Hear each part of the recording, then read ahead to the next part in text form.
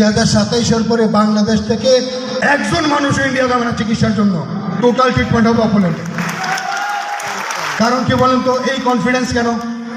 এশিয়ার সবচেয়ে বড় ক্যান্সার হসপিটালের নাম হচ্ছে টাটা মেমোরিয়াল হসপিটাল, যেটা মুম্বাইতে অবস্থিত। আমরা জানি মুম্বাইতে টাটা মেমোরিয়াল, যেটা ক্যান্সারের সবচেয়ে বড় হসপিটাল এশিয়ার মধ্যে। ওই টাটা মেমোরিয়াল থেকে পর্যন্ত ক্যান্সার পেশেন্ট ফেরত আসছে, রিজেক্ট হয়ে আসছে যে তোমার আর চিকিৎসা পৃথিবীতে নাই, ইউ আর ডেড।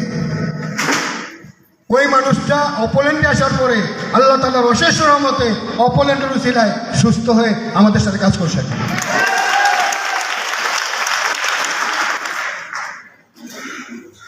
দুইটা কিডনি ফেল করছে, দুইটা কিডনি।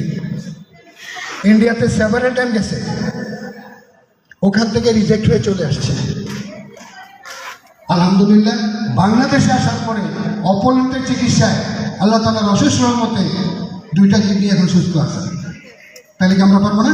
ইনশাআল্লাহ পারবো না। কারণ কি বলেন তো, আমাদের আছে সুস্থ চিন্তা ভাবনা, সৎ মানসিকতা, নাকি বলেন? আছে না?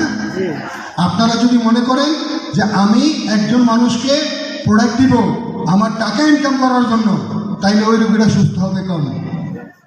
আমার কথা বোঝা যাচ্ছে?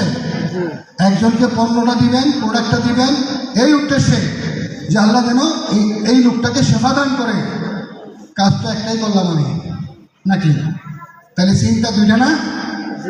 তাহলে আপনি কোনটা করবেন? টাকার চিন্তা করে দিবেন নাকি ওই লোকের সুস্থতা চিন্তা করে দিবেন? সুস্থতা চিন্তা করে দিবেন। কারণ ওই একটা লোক সুস্থ হইলে আপনার হাজার হাজার রোগী আসবে, আসবে কি আসবে না? আসবে না? ব্রাহ্মণবাড়িয়া কসবায় জুয়েল যে ছবিটা দেখালো, পায়ের ছবিটা, ওই একটা রোগীর কারণে এখন শত শত রোগী এলাকায় অফিস হয়ে গেছে অলরেডি, রোগী কিন্তু একটা। তাহলে কি ছিল ওখানে?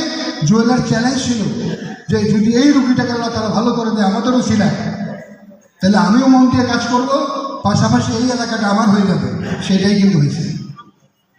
অপোনেন্টে যারা কাজ করে ম্যাক্সিমামরা কিন্তু অসুস্থ রোগী চিকিৎসা দিছে, অথবা নিজে অসুস্থ ছিল, সুস্থ হওয়ার পরে কিন্তু এখানে মন দিয়ে কাজ করা শুরু করছে।